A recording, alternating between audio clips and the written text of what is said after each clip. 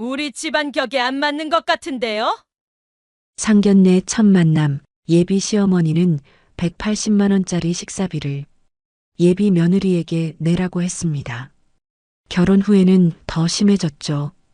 명절마다 새벽 4시 기상, 제사 때마다 친척들 앞에서 망신, 그리고 마침내 제사상 앞에서 소주를 머리에 붓는 일까지 벌어졌습니다. 하지만 시댁 식구들은 몰랐어요. 3년 동안 하녀 취급했던 며느리가 사실은 대기업 회장의 외동딸이었다는 것을요. 그리고 그들이 써온 200억이 모두 며느리 돈이었다는 사실을요. 소주를 뒤집어 쓴 순간 강아리는 조용히 휴대폰을 꺼내 전화를 걸었습니다. 과연 시댁에는 어떤 일이 벌어질까요? 시청 전에 구독과 좋아요 꼭 부탁드립니다. 영상 제작에 큰 힘이 됩니다.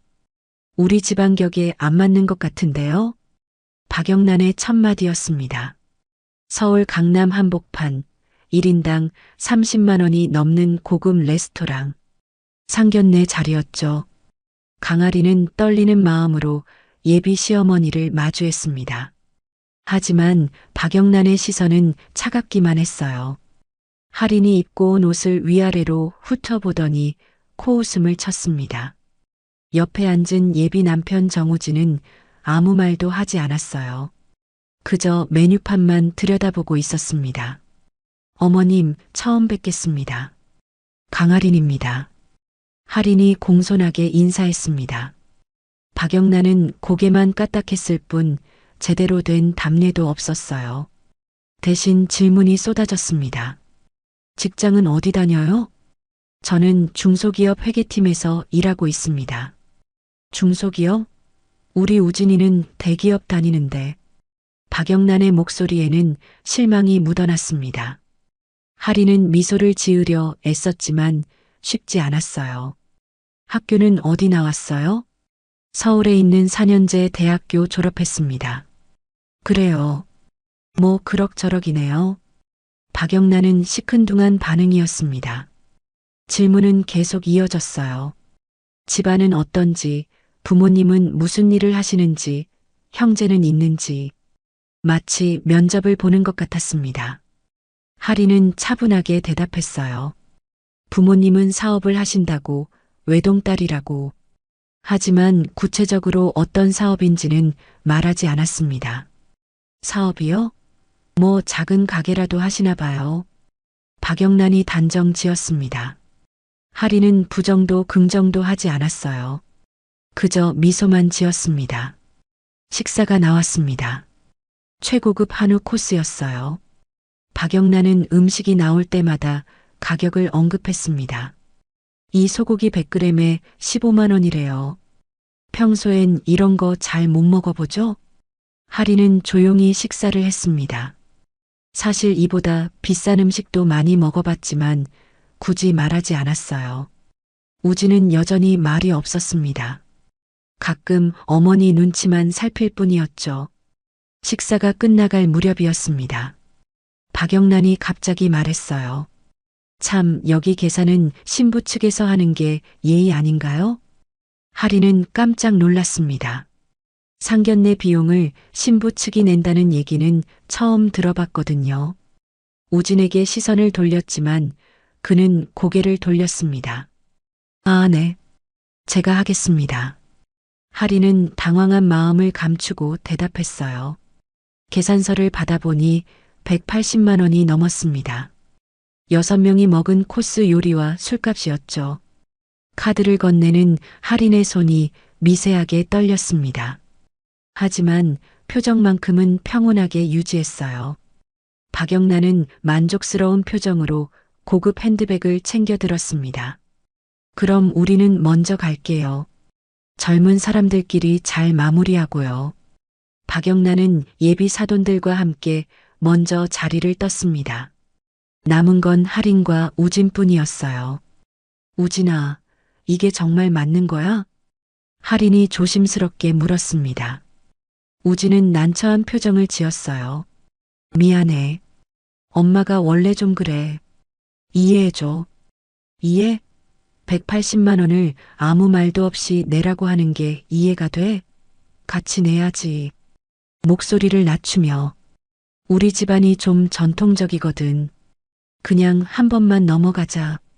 하리는 더 이상 말하지 않았습니다. 레스토랑을 나서며 하리는 휴대폰을 꺼냈습니다. 하리는 휴대폰을 주머니에 넣고 우진을 바라봤습니다. 그는 여전히 미안한 표정이었어요. 괜찮아. 우리 잘해보자. 하린이 웃으며 말했습니다. 하지만 그 미소 뒤에는 차가운 결심이 숨어 있었어요. 만약 이 결혼이 잘못된다면 그때는 모든 것을 되찾을 준비가 되어 있었습니다. 택시를 타고 집으로 가는 길, 하리는 창밖을 바라봤습니다. 강남의 화려한 불빛들이 지나갔어요. 저 불빛들 중 상당수가 아버지 회사 건물이라는 사실을 우진은 모릅니다. 박영란은 더더욱 모르겠죠. 180만 원. 할인에게는 점심값 정도였지만 굳이 말하지 않았습니다. 대신 조용히 관찰하기로 했어요. 이 사람들이 정말 사랑으로 자신을 대하는지 아니면 다른 목적이 있는지를요. 집에 도착해서 샤워를 하고 나니 우진에게 전화가 왔습니다. 오늘 미안했어. 다음엔 내가 잘 말할게. 괜찮아. 어머님이 긴장하셔서 그랬겠지. 하리는 이해한다는 듯 말했습니다. 하지만 속마음은 달랐어요. 첫 만남에서 이 정도라면 결혼 후에는 어떻게 될까? 불안한 예감이 스쳤지만 떨쳐냈습니다. 사랑하면 되는 거야. 우리가 사랑하면 스스로에게 다짐했습니다. 하지만 이미 마음 한구석에는 의심의 씨앗이 뿌려지고 있었어요. 그날 밤 하리는 오래 잠들지 못했습니다. 박영란의 차가운 시선과 우진의 무기력한 모습이 계속 떠올랐거든요. 다음 날 아침 하리는 아버지에게 전화를 걸었습니다. 아빠, 상견례 잘 다녀왔어. 그래, 우리 딸. 어떻더냐? 잠시 망설이다 하린이 말했습니다. 괜찮았어. 좋은 분들이야. 거짓말이었습니다. 하지만 아버지를 걱정시키고 싶지 않았어요. 아버지는 처음부터 이 결혼을 반대했거든요.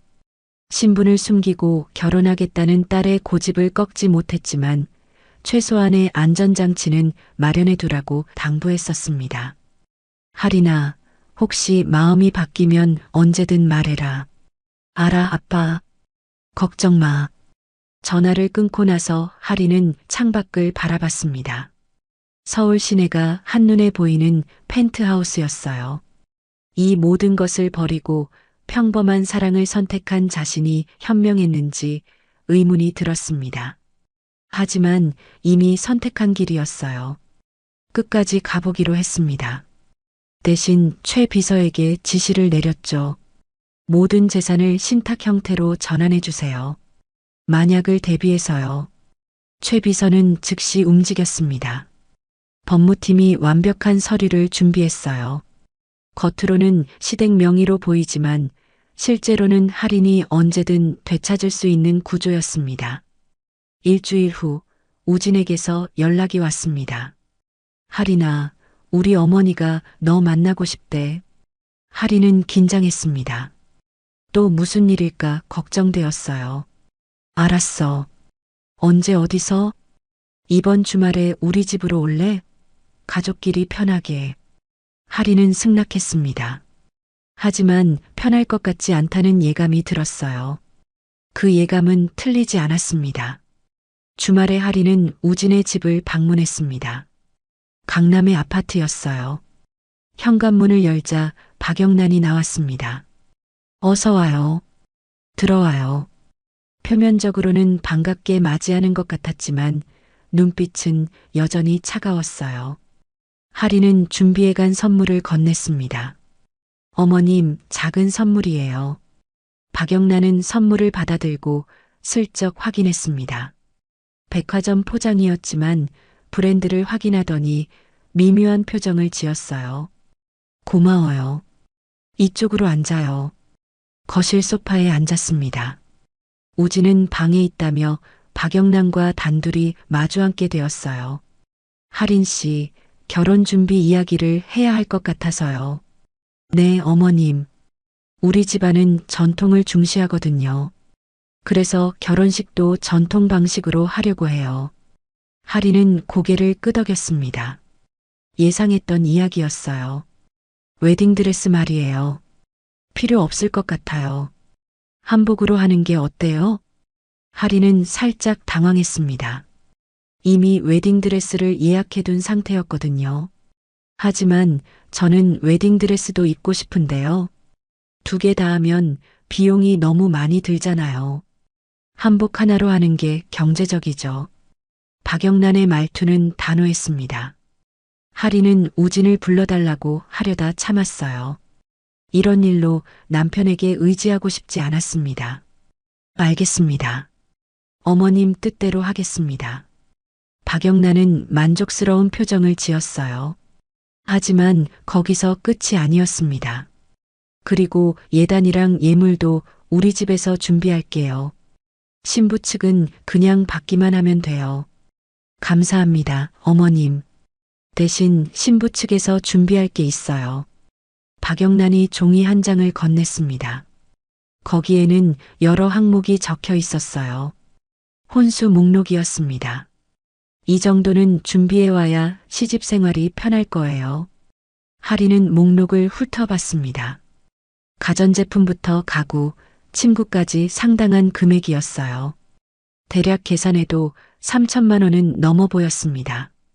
어머님, 이게 전부 필요한 건가요? 당연하죠. 요즘 시대에 이 정도는 기본 아닌가요? 할인은 할 말을 잃었습니다. 기본이라는 말이 당연하다는 듯 나왔거든요. 알겠습니다. 준비하겠습니다. 그때 우진이 방에서 나왔습니다. 어머니, 할인이 왔어요? 응, 와 있어. 잘 이야기했으니까 너는 신경 쓰지 마. 우진은 할인에게 미안한 표정을 지었지만 아무 말도 하지 않았어요. 할인은 속으로 한숨을 쉬었습니다. 점심을 먹으며 박영란은 계속 이야기했습니다. 결혼하면 여자가 집안일을 해야죠. 요즘은 맞벌이도 하지만 우리 우진이가 벌어오는 돈으로 충분하니까. 저는 직장을 계속 다니고 싶은데요. 직장? 나중에 아기 낳으면 어차피 그만둬야 하는데 뭐하러 다녀요? 할인은 입맛이 없었습니다. 음식이 목으로 넘어가지 않았어요. 우진은 여전히 침묵했습니다. 식사 후 박영란이 마지막 한마디를 던졌어요. 아, 그리고 결혼 자금 있죠? 신부 측에서 준비하는. 네, 친정에서 준비해 주신다고 했습니다. 그거 우리한테 맡겨주면 안 될까요? 우리가 투자도 하고 불려줄 수 있거든요. 할인은 잠시 망설였습니다. 하지만 거절할 명분이 없었어요. 부모님께 여쭤보겠습니다. 그래요. 꼭 맡겨주세요. 우리를 믿어도 돼요. 집안끼리 신뢰가 중요하지. 집으로 돌아오는 길, 할인은 우진에게 말했습니다. 우진아, 어머님이 너무 많은 걸 요구하시는 것 같아. 엄마가 다 우리 생각해서 그러는 거야. 이해해줘. 하지만, 할인아, 우리 결혼하려면 어머니 말씀을 들어야 해. 그래야 편하게 살 수 있어. 할인은 더 이상 말하지 않았습니다. 하지만 불안감은 계속 커져갔어요. 그날 밤 할인은 최 비서에게 전화했습니다. 결혼 자금 3억, 신탁 형태로 설정해 주세요. 알겠습니다, 부회장님. 그쪽에서는 일반 계좌 이체로만 보일 겁니다. 할인은 안도의 한숨을 쉬었어요. 적어도 돈만큼은 안전하게 지킬 수 있었습니다. 다음 주 약혼식이 있었습니다. 양가 가족이 모인 자리였어요. 박영란은 친척들에게 할인을 소개했습니다. 우리 며느리 될 사람이에요. 착하고 순해요. 말 잘 들어요. 순하다는 말에 할인은 미묘한 기분이 들었습니다. 순한 게 칭찬인가 싶었거든요.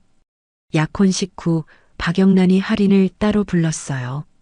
할인 씨, 이제 결혼하면 가족이잖아요. 네, 어머님. 그러니까 솔직하게 이야기할 수 있죠? 하리는 긴장했습니다. 무슨 말이 나올지 예상되었거든요.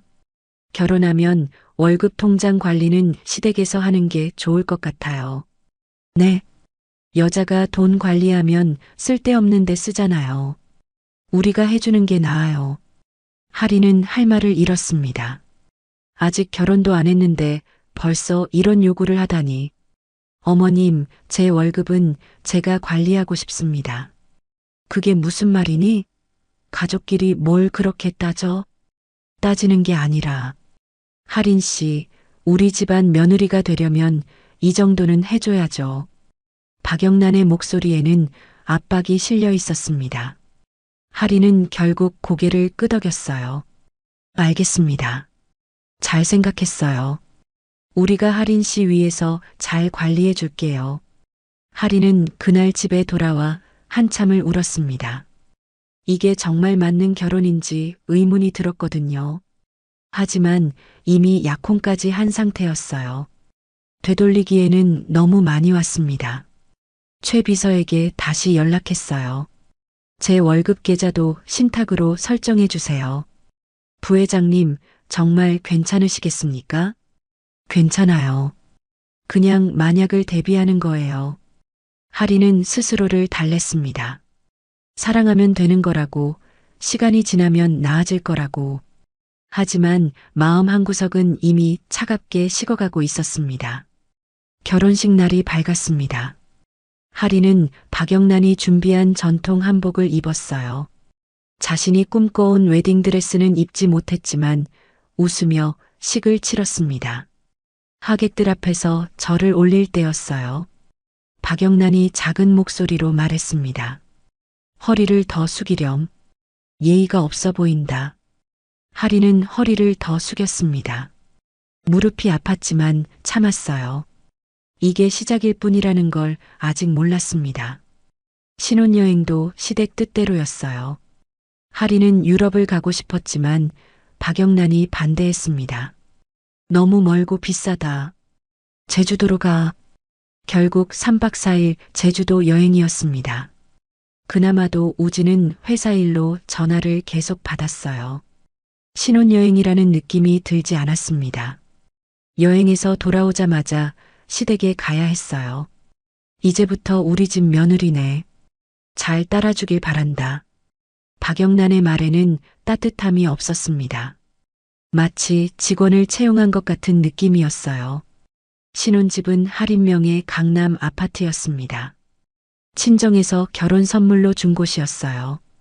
50억 상당의 아파트였지만 그 사실을 시댁에는 알리지 않았습니다. 결혼 일주일 후 박영란이 집에 찾아왔어요. 하리나, 통장 줘봐. 정리 좀 해줄게. 어머님, 제가 관리할 수 있어요. 아니야. 약속했잖아. 우리가 관리하기로. 하리는 마지못해 월급 통장을 건넸습니다. 하지만 실제로는 신탁 계좌였어요. 박영란은 모르고 있었죠. 그리고 결혼 자금 3억도 우리 계좌로 옮겨줘. 네. 투자해서 불려줄게. 그냥 놔두면 이자도 별로 안 붙잖아. 하리는 고민했습니다. 거절하면 또 문제가 될 것 같았어요. 알겠습니다. 다음 날 하리는 3억을 시댁 계좌로 이체했습니다. 물론 신탁 설정과 함께였어요. 겉으로는 이체되었지만 실제로는 할인이 언제든 회수할 수 있었습니다. 한 달이 지났습니다. 할인은 직장을 다니며 집안일도 했어요. 퇴근하면 저녁을 준비하고 주말에는 빨래와 청소를 했습니다. 우진은 집안일을 전혀 돕지 않았어요. 그게 네가 하는 역할 아니야? 그가 말했을 때 할인은 실망했습니다. 결혼 전에는 그런 사람이 아니었거든요. 3개월 후 박영란이 또 집에 왔습니다. 할인아, 이 아파트 말이야. 네, 어머님. 세금 문제가 복잡하대. 일단 시댁 명의로 바꾸는 게 어때? 할인은 깜짝 놀랐습니다. 아파트는 50억이나 하는 재산이었거든요. 그건 좀, 뭐가 문제야? 어차피 다 가족인데. 나중에 상속도 편하고. 우진도 거들었어요. 할인아, 엄마 말이 맞아. 세금도 절약되고 좋잖아. 할인은 눈물이 날 것 같았습니다. 하지만 참았어요. 대신 조건을 걸었습니다. 신탁 형태로 하면 안 될까요? 명의는 옮기되 제가 관리하는. 그래, 그렇게 해. 어차피 절차만 복잡한 거니까. 박영란은 쉽게 동의했습니다. 신탁이 뭔지 잘 모르는 것 같았어요. 할인은 속으로 안도했습니다. 등기 이전 날 할인은 법무사에게 당부했어요. 신탁 설정 확실하게 해주세요. 제가 언제든 회수할 수 있게. 걱정 마십시오. 완벽하게 처리하겠습니다. 6개월이 지났습니다. 할인의 삶은 점점 피곤해졌어요. 직장일과 집안일을 혼자 다 하니 몸이 힘들었습니다. 어느 날 박영란이 또 찾아왔어요. 할인아, 직장 그만두는 게 어때? 네. 애기 준비해야지. 언제까지 일만 할 거야? 하지만 저는 일하는 게 좋은데요. 좋고 싫고가 어디 있어? 며느리 역할이 우선이지. 할인은 거부하고 싶었습니다. 하지만 우진도 어머니 편이었어요. 할인아, 나도 그게 좋을 것 같아. 집에서 편히 쉬면서 건강 챙겨. 결국 할인은 직장을 그만뒀습니다. 몇 년간 쌓아온 경력을 포기해야 했어요.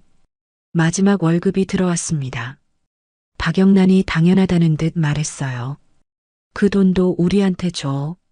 잘 관리해 줄게. 할인은 아무 말도 하지 않았습니다. 어차피 신탁 계좌였으니까요. 직장을 그만두고 나니 할인의 하루는 더 지루해졌습니다. 집안일만 하다 보니 우울감이 찾아왔어요. 친구들에게 연락하려 했지만 박영란이 막았습니다. 며느리가 자꾸 밖에 나돌아다니면 안 좋아 보여. 집에 있어.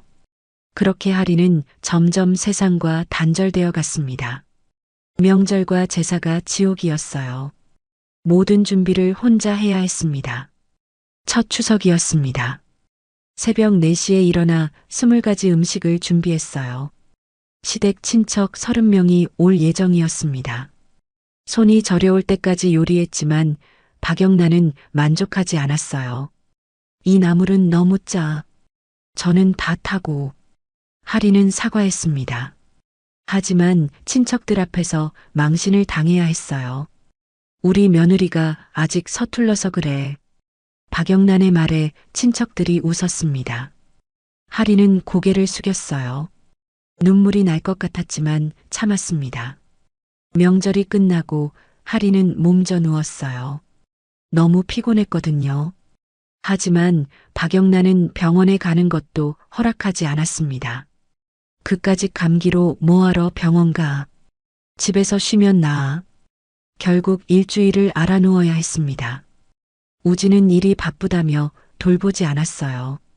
할인은 그때 깨달았습니다. 이 결혼이 잘못되었다는 것을. 하지만 이미 1년이 지났고 모든 재산이 시댁으로 넘어간 상태였어요. 적어도 겉으로는 그랬습니다. 결혼 2년째 상황은 더 악화되었습니다. 명절과 제사가 반복될 때마다 할인의 삶은 피폐해져 갔어요. 설날이었습니다.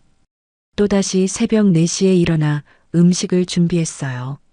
떡국, 전, 나물, 갈비찜까지. 손이 부르텄지만 쉴 수 없었습니다. 친척들이 도착했을 때 박영란이 말했어요. 우리 며느리가 다 준비했어요. 칭찬 좀 해주세요. 겉으로는 자랑하는 것 같았지만 속뜻은 달랐습니다. 이게 며느리 역할이야라는 무언의 압박이었어요. 식사 중에 한 친척이 물었습니다. 할인아, 애기 소식은 아직이니? 할인은 난처한 표정을 지었어요. 사실 병원 검사 결과 우진 쪽에 문제가 있었거든요. 하지만 그 사실을 말할 수 없었습니다. 박영란이 끼어들었어요. 우리 며느리가 몸이 안 좋은가 봐요. 병원도 자주 가는데 거짓말이었습니다. 오히려 병원 가는 것조차 막았었죠. 하리는 입을 다물었어요. 변명하면 더 복잡해질 것 같았습니다. 명절 후 우진이 말했어요. 하리나, 엄마가 좀 서운해 하셔. 너가 아기를 안 가지니까. 우진아, 그건 할 말이 있으면 해봐. 나도 알고 싶어. 하리는 차마 진실을 말하지 못했습니다. 우진의 자존심이 상할 것 같았거든요. 시할아버지 제사날이 다가왔습니다. 하리는 더욱 긴장했어요. 제사가 명절보다 더 까다로웠거든요. 제사 준비를 하는데 박영란이 옆에서 간섭했습니다. 과일은 이렇게 놓는 게 아니야. 순서가 있어. 네, 어머님. 저 생선도 방향이 틀렸어. 다시 해. 하리는 말없이 다시 배치했어요. 그런데 한 번 더 바꾸라고 했습니다. 아니야, 처음 게 맞았네. 다시 원래대로. 하리는 속으로 울고 싶었습니다. 일부러 괴롭히는 것 같았거든요. 제사를 지내는 동안 실수가 있었어요. 절을 올릴 때 하린의 자세가 조금 틀렸습니다. 제사가 끝나고 박영란이 친척들 앞에서 말했어요. 절도 제대로 못해. 어디서 배웠는지 모르겠네. 친척들이 하린을 보며 고개를 저었습니다. 하린은 고개를 푹 숙였어요. 그때였습니다. 한 친척이 상차림을 확인하더니 말했어요. 이거 순서가 틀린 것 같은데? 박영란이 확인하더니 화를 냈습니다. 하린아, 내가 몇 번을 말하니? 죄송합니다, 어머님. 죄송하다고 되는 게 아니야. 도대체 몇 번째야? 갑자기 박영란이 하린의 뺨을 때렸습니다. 친척들 앞에서요. 하린은 충격에 멍하니 서 있었습니다. 우진은 아무 말도 하지 않았어요. 오히려 하린에게 말했습니다. 엄마한테 사과해. 하린은 믿을 수 없었습니다. 남편이 자신을 지켜주지 않다니. 죄송합니다. 하린은 고개를 숙이고 사과했어요. 하지만 마음속으로는 다짐했습니다. 이제 참지 않겠어. 결혼 3년째 또다시 제사날이 왔습니다. 이번에는 시어머니의 친정아버지 제사였어요. 하리는 어느 때처럼 새벽부터 준비했습니다. 하지만 이번에는 마음가짐이 달랐어요. 오늘이 마지막이야. 제사상을 차리는데 박영란이 또 간섭했습니다. 이것도 틀렸어. 저것도 틀렸어. 하리는 묵묵히 따랐습니다. 화를 참으며 준비했어요. 친척들이 도착했습니다. 제사를 지내기 전 음식을 검토하는 시간이었어요. 박영란이 갑자기 소리쳤습니다. 이게 뭐야? 제사상도 제대로 못 차려? 하린이 대답하기도 전에 박영란은 소주병을 집어들었습니다. 그리고 하린의 머리 위로 소주를 부었어요. 소주가 머리부터 옷까지 흥건하게 적셨습니다. 친척들은 숨을 죽였어요. 하린은 움직이지 않았습니다. 천천히 고개를 들었어요. 눈빛이 달라져 있었습니다. 더 이상 순한 며느리가 아니었어요. 잠시 실례하겠습니다. 하린은 조용히 화장실로 갔습니다. 거울을 보며 소주를 닦아냈어요. 그리고 가방에서 휴대폰을 꺼냈습니다. 전화를 걸었어요. 최 비서님. 네, 부회장님. 지금이에요. 200억 전액 인출하고 시댁명의 계좌 전부 동결하세요. 즉시 실행하겠습니다. 하리는 전화를 끊고 거울을 다시 봤습니다. 3년 동안의 굴욕이 주마등처럼 지나갔어요. 상견례 때 무시당하던 날, 웨딩드레스를 포기한 날, 직장을 그만둔 날, 뺨을 맞던 날, 그리고 오늘 소주를 뒤집어 쓴 순간까지. 이제 됐어요. 충분히 참았어요. 하리는 화장실에서 나왔습니다. 표정이 달라져 있었어요. 박영란과 우진이 이상한 눈빛으로 하린을 봤습니다. 뭐야? 왜 그래? 하린은 대답하지 않았습니다. 대신 조용히 자리로 돌아가 제사를 도왔어요. 하지만 마음속으로는 카운트다운이 시작되고 있었습니다. 내일이면 시댁에 큰일이 벌어질 거예요. 제사가 끝나고 친척들이 돌아갔습니다. 그날 밤 하리는 짐을 싸기 시작했습니다. 조용히 아무도 모르게요. 다음 날 아침이었습니다. 하리는 평소처럼 일어나 아침을 준비했어요.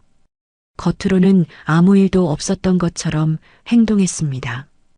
우진이 출근 준비를 하며 말했어요. 어제 일은 미안해. 엄마가 좀 화가 나셨나 봐. 하리는 대답하지 않았습니다. 대신 커피를 건넸어요. 우진이 출근한 후 하리는 샤워를 했습니다. 아직 소주 냄새가 났거든요. 깨끗이 씻어내며 생각했어요. 이제 정말 끝이야. 샤워 후 우진의 휴대폰이 눈에 들어왔습니다. 평소 같으면 보지 않았겠지만 오늘은 달랐어요. 마지막으로 확인하고 싶었습니다. 휴대폰을 열었어요. 비밀번호는 우진 생일이었습니다. 메시지함을 확인했죠. 윤서라는 이름이 보였습니다. 할인이 본 적 없는 이름이었어요. 메시지를 열었습니다. 언니랑 이혼 언제 하기로 했어? 우리 애기 곧 태어나는데. 할인의 손이 떨렸습니다. 애기, 임신? 스크롤을 내렸어요. 더 많은 메시지가 있었습니다. 우진아, 어제 초음파 찍었어. 딸이래. 할인은 주저앉을 뻔했습니다. 1년 전부터 대화가 이어지고 있었어요. 우진의 답장도 확인했습니다. 곧 정리될 거야. 조금만 기다려. 정리. 그게 바로 자신을 의미한다는 걸 할인은 알았습니다. 계속 확인했어요. 더 충격적인 내용들이 나왔습니다.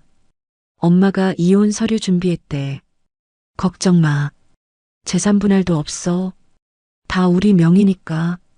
할인은 웃음이 나왔습니다. 다 자기네 명예? 웃긴 말이었어요. 노트북을 켰습니다. 우진의 노트북이었어요. 파일을 뒤지다가 이혼 관련 폴더를 발견했어요. 열어보니 각종 서류가 있었습니다. 계좌명의 변경 신청서, 부동산 명의 이전 신청서, 이혼 합의서 초안까지 2개월 전부터 준비한 서류들이었어요. 가장 충격적인 건 메모 파일이었습니다. 할인이 재산 전부 우리 명의로 변경 완료. 이혼 후 한 푼도 못 받게 처리. 할인은 휴대폰을 들었습니다. 모든 파일을 사진으로 찍었어요. 증거로 남겨둬야 했습니다. 촬영을 마치고 할인은 자리에서 일어났습니다. 이제 움직일 때였어요. 차를 몰고 강남으로 향했습니다. 대한테크그룹 본사가 있는 곳이었어요. 본사 건물 앞에 서니 묘한 감정이 들었습니다. 3년 만에 돌아온 곳이었거든요. 로비로 들어서자 경비가 인사했습니다. 부회장님, 오랜만입니다. 반갑습니다. 직원들이 할인을 보고 놀랐어요. 그녀가 결혼 후 회사에 나온 건 처음이었거든요. 엘리베이터를 타고 최상층으로 올라갔습니다. 회장실과 부회장실이 있는 층이었어요. 최 비서가 기다리고 있었습니다. 부회장님, 준비 완료되었습니다. 고생하셨어요. 회의실로 들어가니 법무팀, 회계팀, 조사팀이 대기하고 있었습니다. 할인은 그들 앞에 섰어요. 3년 만에 다시 찾은 자신의 자리였습니다. 시작하겠습니다. 지난 3년간 시댁에서 가져간 재산 목록부터 확인해 주세요. 회계팀장이 보고했습니다. 결혼 자금 3억, 강남 아파트 50억, 생활비 명목월 3천만 원 총 10억, 사업 자금 명목 137억, 총 200억 원입니다. 할인은 고개를 끄덕였어요. 예상했던 금액이었습니다. 모두 신탁 설정되어 있죠? 네, 부회장님. 언제든 회수 가능합니다. 좋아요. 오늘자로 전부 동결하고 회수 절차 시작하세요. 법무팀장이 서류를 건넸습니다. 이혼 소송 준비도 완료되었습니다. 외도, 재산 탈취 음모, 정신적 학대 증거가 충분합니다. 할인은 서류를 넘겨봤어요. 완벽했습니다.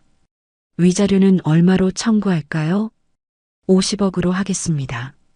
외도 상대 윤서, 정우진 회사 동료입니다. 임신 7개월이며 강남 오피스텔에 거주 중입니다.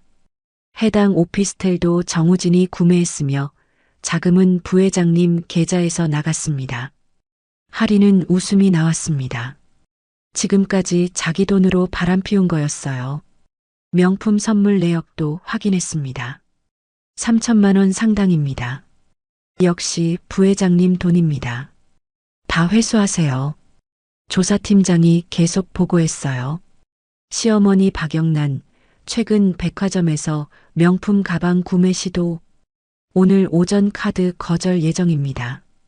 할인은 시계를 봤습니다. 오전 10시였어요. 지금쯤 박영란은 백화점에 있을 시간이었습니다. 정확히 그 시각 박영란은 백화점에 있었습니다. 3천만 원짜리 명품 가방을 고르고 있었어요. 이걸로 주세요. 카드를 건넸습니다. 직원이 결제를 시도했어요. 잠시만요. 카드가 승인이 안 되네요. 뭐라고요? 다시 해보세요.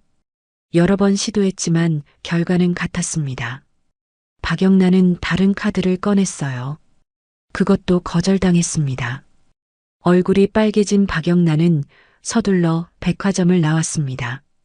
주변 사람들이 수군거리는 게 들렸거든요. 급히 은행으로 향했어요.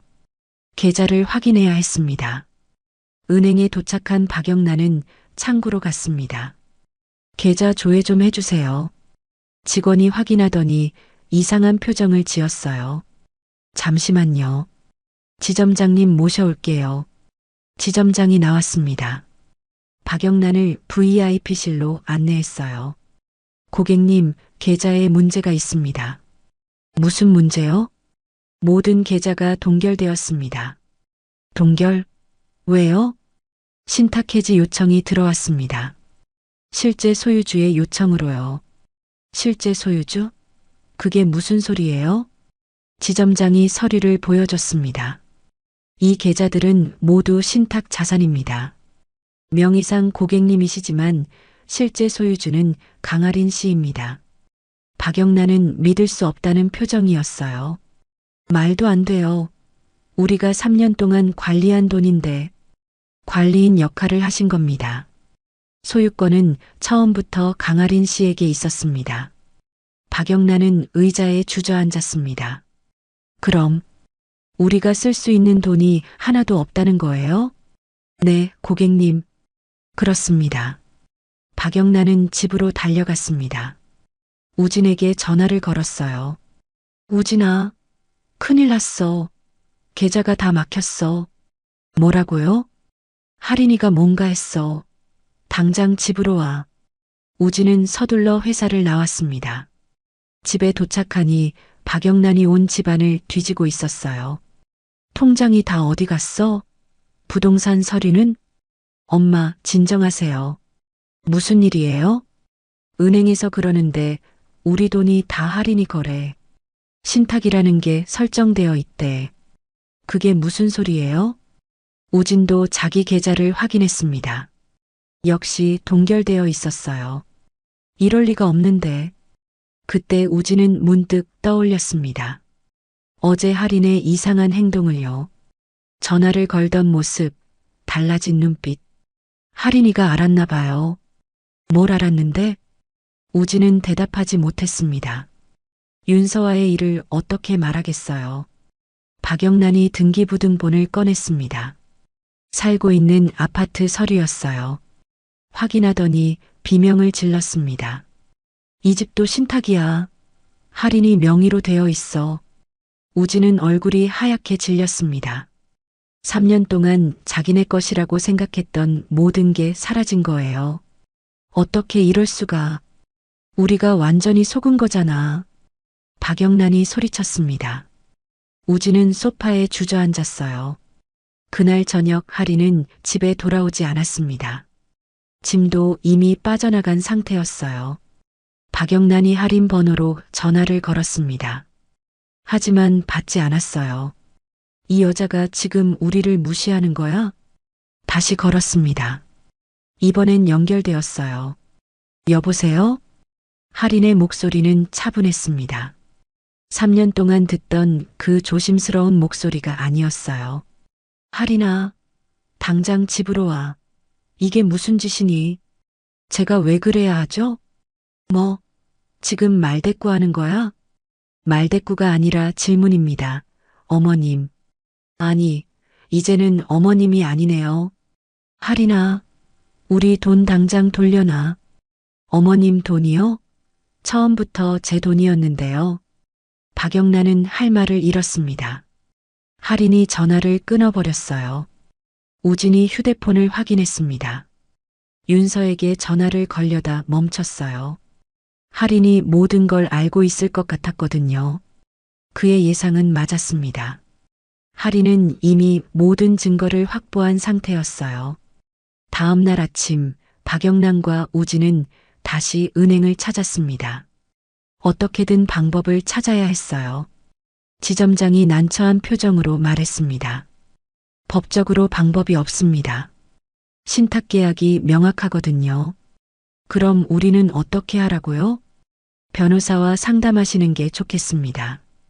은행을 나온 박영란이 말했어요. 변호사 사무실 가자. 당장 변호사를 만났지만 결과는 같았습니다. 신탁 계약서를 보니 완벽하게 작성되어 있습니다. 강아린 씨가 언제든 회수할 수 있게 설정되어 있어요. 그럼 우리가 할 수 있는 게 없다는 거예요? 법적으로는 그렇습니다. 처음부터 고객님은 관리인 역할만 하신 겁니다. 박영란은 변호사 사무실에서 울음을 터뜨렸습니다. 3년 동안 우리가 뭐 한 거예요? 변호사는 동정 어린 눈빛으로 봤지만 도와줄 방법은 없었어요. 집으로 돌아오는 길, 박영란이 갑자기 말했습니다. 할인이가 어디 있는지 알아내야 해. 어떻게요? 회사, 그 여자 회사가 어디였지? 중소기업 회계팀이라고 했는데요. 거짓말이었을 거야. 다시 생각해봐. 우진은 기억을 더듬었습니다. 할인이 결혼 전에 한 말들, 행동들을 떠올렸어요. 그러고 보니 이상한 점이 많았습니다. 엄마, 할인이가 혹시 부자였던 거 아닐까요? 뭐? 그날 밤 우진은 인터넷을 검색했습니다. 강할인을 쳐봤어요. 놀라운 기사가 나왔습니다. 대한테크그룹 강회장, 무남동녀, 강할인 부회장. 우진은 기사를 클릭했어요. 사진이 있었습니다. 분명 자기 아내였어요. 엄마, 이것 좀 보세요. 박영란이 달려왔습니다.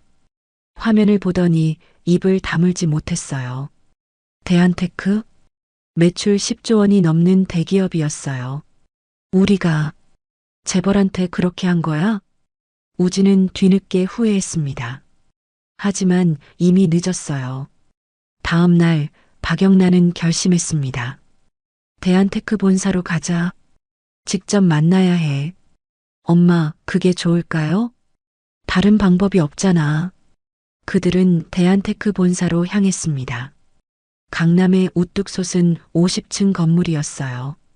로비에 들어서자 경비가 막았습니다. 예약 있으십니까? 우리는 강할인 부회장 가족입니다. 가족이시라고요? 경비는 의아한 표정을 지었어요. 명단에 없었거든요. 죄송하지만 예약 없이는 출입이 불가능합니다. 박영란이 목소리를 높였습니다. 가족이라니까요. 당장 할인이 불러요. 다른 경비들이 모여들었습니다. 소란이 커지자 사람들이 쳐다봤어요. 우진이 박영란을 말렸습니다. 엄마, 이러지 마세요. 창피해요. 창피? 지금 그게 중요해? 박영란은 계속 소리쳤습니다. 결국 보안팀장이 나왔어요. 손님, 진정하시고 상황을 설명해 주시겠습니까? 강할인은 우리 며느리예요. 저희가 가족이에요. 그 여자가 우리 돈을 가져갔어요. 보안팀장은 무전으로 확인했습니다. 잠시 후 답이 왔어요. 부회장님께서 면담을 거부하셨습니다. 나가주시기 바랍니다. 뭐라고요? 거부? 우리가 가족인데? 법적으로 가족관계가 아니시라고 합니다.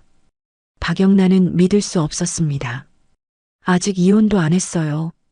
그래도 출입은 불가능합니다. 나가주시지 않으면 경찰을 부를 수밖에 없습니다. 우진이 박영란을 끌었어요. 엄마 가요. 다른 방법을 찾아봐요. 하지만 박영란은 물러서지 않았습니다. 오히려 더 큰 소리로 외쳤어요. 강아린, 나와. 당장 나와. 사람들이 몰려들었습니다. 누군가 휴대폰으로 촬영하기 시작했어요. 보안팀장이 무전을 보냈습니다. 상황이 심각합니다. 경찰 요청합니다. 박영란은 리셉션 데스크로 달려갔습니다. 거기 놓인 화분을 집어던졌어요. 유리가 깨지는 소리가 로비에 울려 퍼졌습니다. 우진이 어머니를 붙잡으려 했지만 박영란은 계속 난동을 부렸어요. 우리 돈 돌려내. 3년 동안 우리가 키워준 은혜를 모르냐? 배은망덕한 년. 그 순간이었습니다. 엘리베이터에서 할인이 내려왔어요. 차분한 표정으로 로비를 가로질러 박영란에게 다가갔습니다. 어머님, 이제 그만하세요. 할인의 목소리는 냉정했습니다. 박영란이 할인을 보더니 달려들었어요. 이 여자가 우리를 이렇게 만든 게 너지? 보안 요원들이 박영란을 제지했습니다. 우진도 어쩔 줄 몰라 했어요. 할인은 박영란을 차갑게 바라봤습니다. 3년 전 상견례 때 기억나세요? 그때 어머님은 제가 지방격에 안 맞는다고 하셨어요. 결혼 준비 때는 제 의견을 단 한 번도 들어주지 않으셨죠. 명절마다 새벽 4시에 일어나 30명 음식을 혼자 준비하게 하셨고 제사 때는 친척들 앞에서 뺨을 때리셨어요. 그리고 소주를 제 머리에 부으셨죠. 박영란은 할 말을 잃었습니다. 주변 사람들이 수군거리기 시작했어요. 우진이 끼어들었습니다. 할인아, 우리 이야기 좀 하자. 오해가 있는 것 같아. 오해요? 윤서 씨 뱃속에 있는 아기는 오해예요? 우진의 얼굴이 창백해졌습니다. 박영란도 놀란 표정이었어요. 그게 어떻게? 당신 휴대폰 봤어요. 노트북도요. 2개월 전부터 이혼 준비하고 제 이름 지우려던 서류도 다 봤어요. 할인의 목소리는 떨리지 않았습니다. 오히려 더 단호했어요. 그때 경찰이 도착했습니다. 상황을 파악하더니 박영란과 우진에게 다가갔어요. 기물 파손과 업무 방해로 신고가 들어왔습니다. 박영란이 소리쳤습니다. 우리가 피해자예요. 저 여자가 우리 돈을 훔쳐갔어요. 할인이 경찰에게 서류를 건넸습니다. 신탁 계약서입니다. 처음부터 제 재산이었고 이분들은 관리인 역할만 하신 겁니다. 경찰이 서류를 확인했어요. 법적으로 문제가 없었습니다. 그럼 이건 민사 문제네요. 여기서 해결할 사안이 아닙니다. 하지만 저분들이 기물을 파손했습니다. 할인이 보안팀장을 가리켰어요. CCTV 영상이 증거로 있었습니다.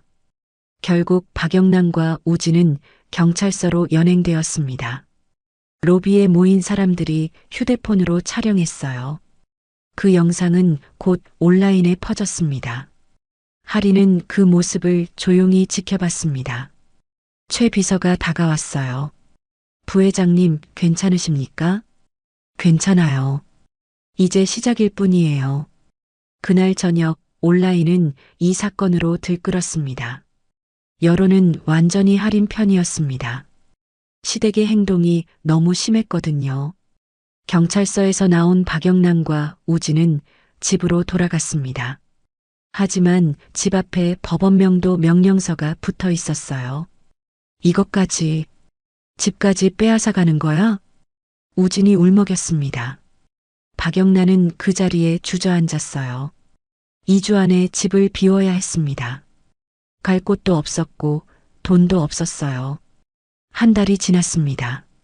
하리는 법무팀과 함께 이혼 소송을 진행했어요. 법정에 선 우진은 초라한 모습이었습니다. 변호사도 제대로 선임하지 못했거든요.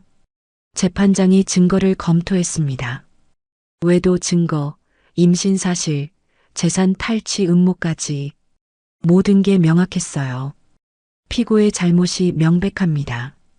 원고 승소, 위자료 50억 원을 지급하라. 우진은 그 자리에서 무너졌습니다. 재판장님, 50억은 너무 많습니다.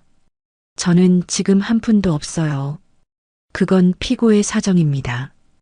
판결은 확정되었습니다. 우진은 50억 원의 빚을 지게 되었어요. 법정 밖에서 하리는 우진을 마주쳤습니다. 하리나. 아니, 하린 씨. 정말 이렇게까지 해야 했어? 우진 씨가 먼저 시작한 일이에요. 저는 제 것을 되찾았을 뿐이에요. 하지만 우리가 3년을 함께 산 건데. 3년? 그 3년이 제게는 지옥이었어요. 매일 무시당하고 학대받고 하인 취급받았죠. 그러면서 당신은 다른 여자와 아이까지 만들었어요. 우진은 고개를 숙였습니다. 할 말이 없었어요. 후회돼요. 진심이에요. 후회는 너무 늦었어요. 이제 제 인생을 살 거예요. 하리는 돌아서서 걸어갔습니다. 뒤돌아보지 않았어요. 그 후 박영란과 우진의 소식이 들려왔습니다. 월세 원룸으로 이사했고 우진은 회사에서 해고당했어요. 범죄 기록 때문이었습니다. 윤서도 우진을 떠났습니다. 돈이 없어지자 연락을 끊었어요. 박영란은 친척들에게 손을 벌렸지만 아무도 도와주지 않았습니다. 이미 소문이 다 퍼진 후였거든요. 어느 날 최 비서가 보고했습니다. 박영란 씨가 식당에서 설거지 일을 시작했다고 합니다. 하리는 담담하게 들었어요. 그분들이 선택한 길이에요. 우진 씨는 편의점 야간 알바를 하고 있답니다. 하리는 대답하지 않았습니다. 동정심이 들지 않았어요. 그들이 당연한 대가를 치르는 것뿐이었습니다. 한편 하린의 삶은 달라지고 있었습니다. 대한테크 부회장으로서 본격적인 업무를 시작했어요. 임원 회의를 주재하고 새로운 프로젝트를 기획했습니다. 처음에는 일부 임원들이 의심의 눈초리를 보냈어요. 3년간 현장을 떠나 있었으니까요. 하지만 하리는 빠르게 적응했습니다. 오히려 신선한 아이디어로 회사를 혁신했어요. 회의 중이었습니다. 이번 프로젝트는 부회장님 덕분에 성공했습니다. 임원들이 박수를 쳤어요. 하리는 미소를 지었습니다. 팀원 여러분 덕분입니다. 회의 후 아버지 강 회장이 하린을 불렀습니다. 딸, 잘하고 있구나. 아빠 덕분이에요. 아빠가 기다려준 덕분에 여기까지 왔어요. 힘들었지? 하리는 고개를 끄덕였어요. 처음으로 눈물이 났습니다. 정말 힘들었어요. 하지만 이겨냈어요. 강 회장이 딸을 안아줬습니다. 자랑스럽다. 이제는 행복하게 살아라. 네, 아빠. 그날 저녁 하리는 대학 동기들을 만났습니다. 3년 만의 만남이었어요. 하리나, 완전 달라졌다. 눈빛부터 다르네.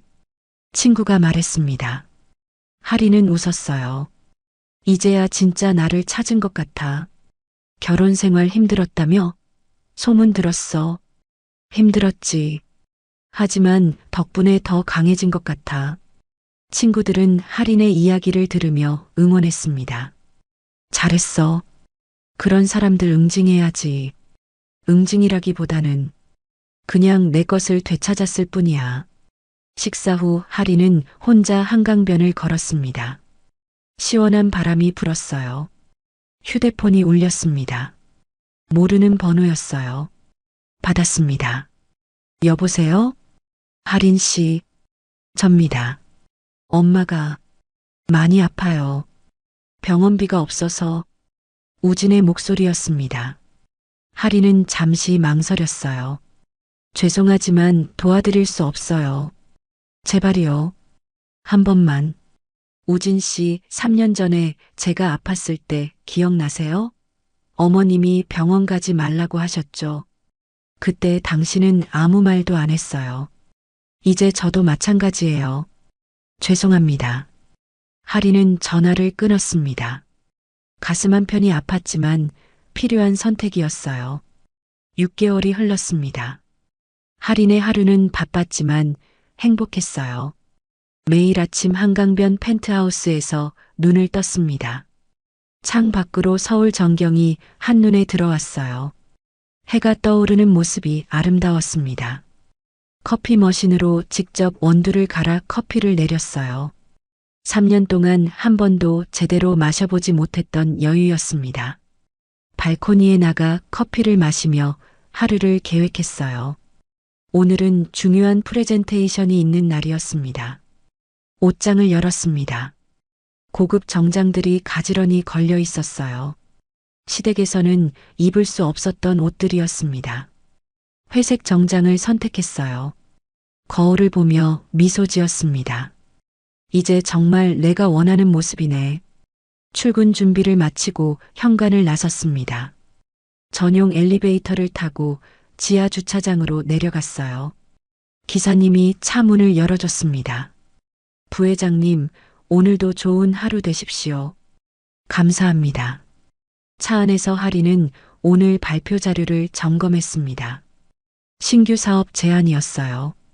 직접 기획하고 준비한 프로젝트였습니다.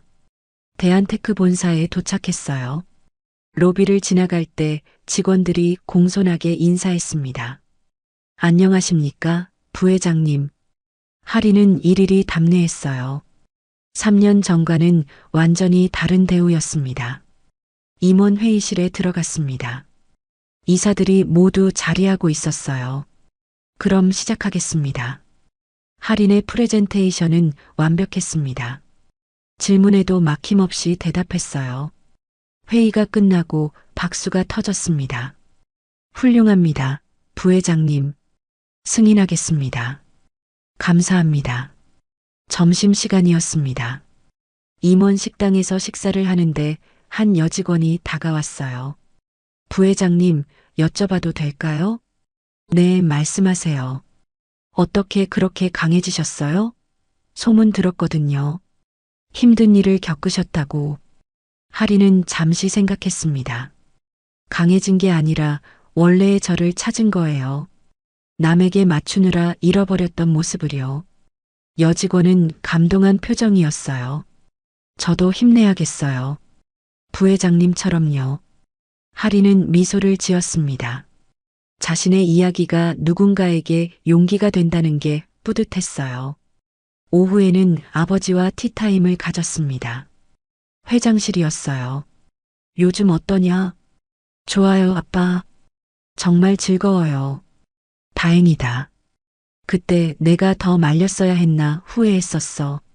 아니에요. 제 선택이었고 덕분에 더 성장했어요. 강 회장은 따뜻한 눈빛으로 딸을 바라봤습니다. 이번 주말에 집에 올래? 엄마가 보고 싶어 하시더라. 그럴게요. 퇴근 시간이 되었습니다. 저녁을 먹고 와인 한 잔을 따랐습니다. 발코니로 나가 야경을 감상했어요. 서울의 불빛들이 반짝였습니다. 저 많은 불빛 중 상당수가 대한테크 건물들이었어요. 휴대폰이 울렸습니다. 친구에게서 온 메시지였어요. 하리나, 다음 주 모임 올 거지? 다들 너 얘기 듣고 싶어 해. 하리는 미소를 지으며 답장했습니다. 당연하지. 꼭 갈게. 3년 전에는 친구들도 제대로 못 만났었어요. 이제는 자유로웠습니다. 소파에 앉아 책을 읽었어요. 경영 서적이었습니다.